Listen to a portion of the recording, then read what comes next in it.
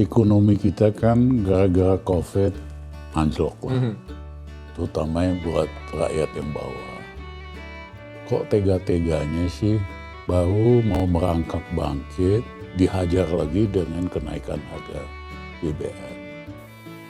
Kita baru saja menyesuaikan harga BBM, tapi coba dibandingkan dengan negara-negara lain.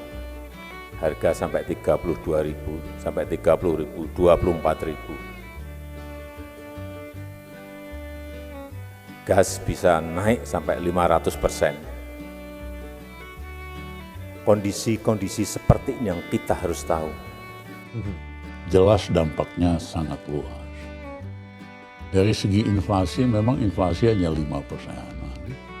Tapi inflasi makanan itu udah 11,5%. Sebelum BBM naik, jadi kalau BBM naik bisa-bisa naik sampai hampir 15%. Dan yang pertama ingin saya sampaikan, momok terbesar semua negara sekarang ini adalah inflasi. Kenaikan barang dan jasa. Momok semua negara saat ini. Inflasi di semua negara yang biasanya dulu hanya 1, sekarang sudah lebih dari 8, lebih dari 10. Bahkan ada yang sudah di atas 80%. Ada 5 negara yang sudah di atas 80%. Oleh sebab itu,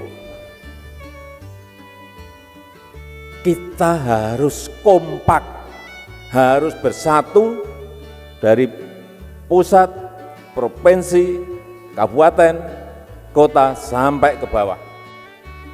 Dan semua kementerian lembaga seperti saat kita kemarin menangani COVID. Kalau COVID kita bisa bersama-sama, urusan inflasi ini kita juga harus bersama-sama.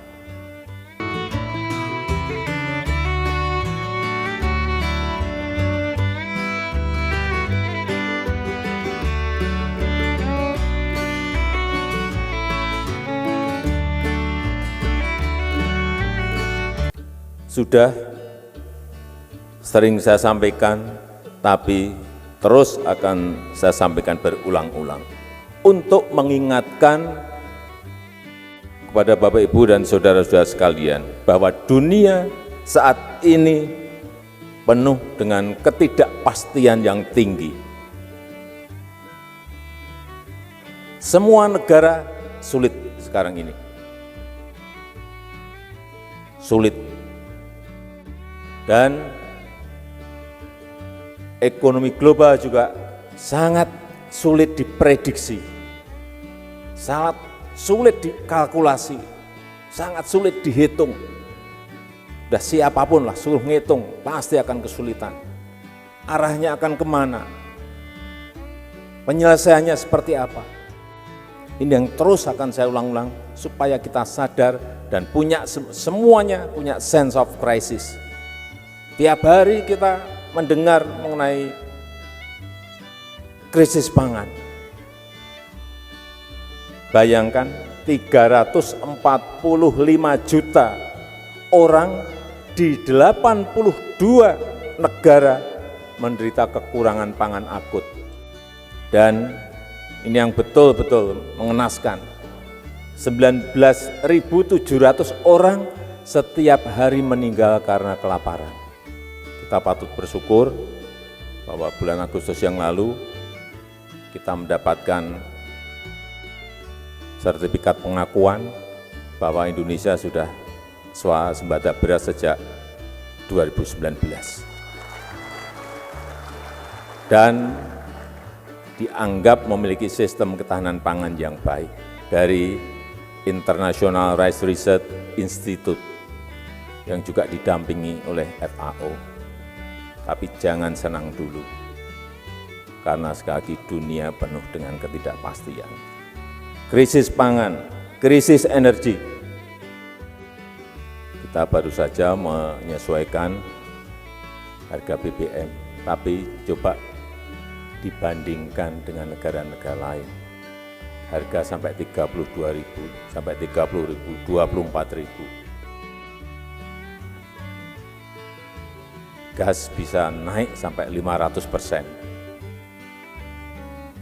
Kondisi-kondisi seperti ini yang kita harus tahu. Krisis finansial. Dan yang pertama ingin saya sampaikan, momok terbesar semua negara sekarang ini adalah inflasi. Kenaikan barang dan jasa.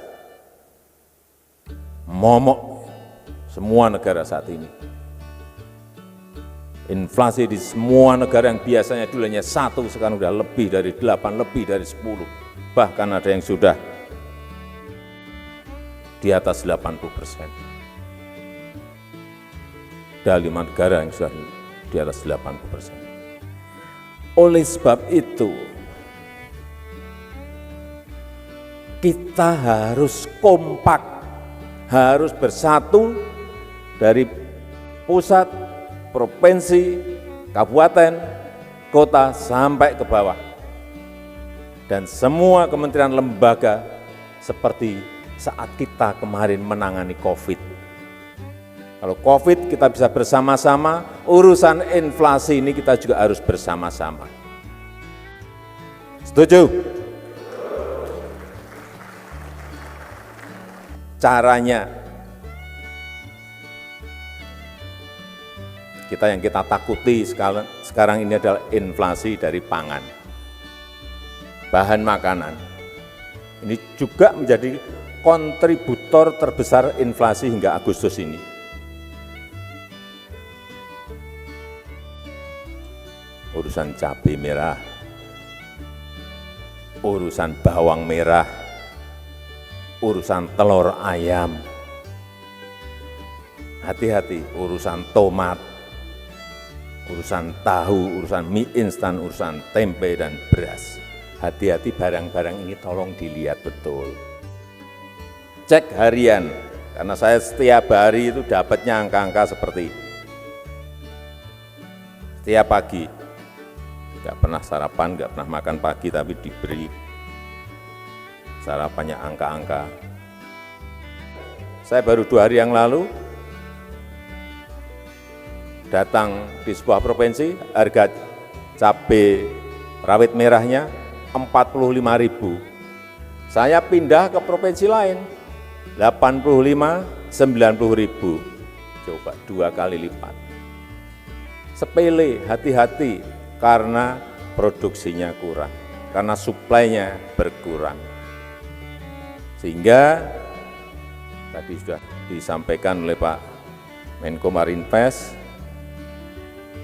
ya gunakan dana transfer umum, gunakan belanja tidak terduga itu untuk berproduksi barang itu, supaya pasokannya cukup. Ini sebetulnya hal yang tidak sulit. Hanya kita ini mau kerja detail atau enggak. Atau hanya di kantor tanda tangan. Yang kedua, urus yang namanya ongkos transportasi dari produksi ke pasarnya.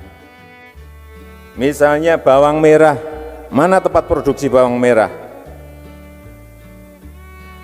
Yang gede Brebes, misalnya Lampung, harga bawang merah kok tinggi? Ya udah, ongkos angkut dari Brebes ke Lampung itu ditutup oleh APBD provinsi, APBD kota maupun APBD kabupaten. Hal-hal konkret seperti ini yang memang harus kita lakukan. Nggak bisa, sekali lagi saya sudah ngomong bolak-balik, nggak bisa lagi dalam situasi seperti ini kita hanya bekerja makro saja. Bekerja mikro juga nggak cukup, tambah lagi harus detail. Masalahnya akan ketemu, problemnya akan gampang disolusikan.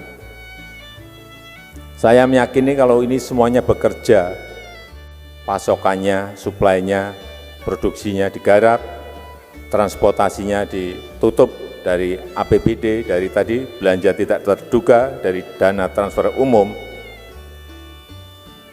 nggak sulit menurunkan inflasi.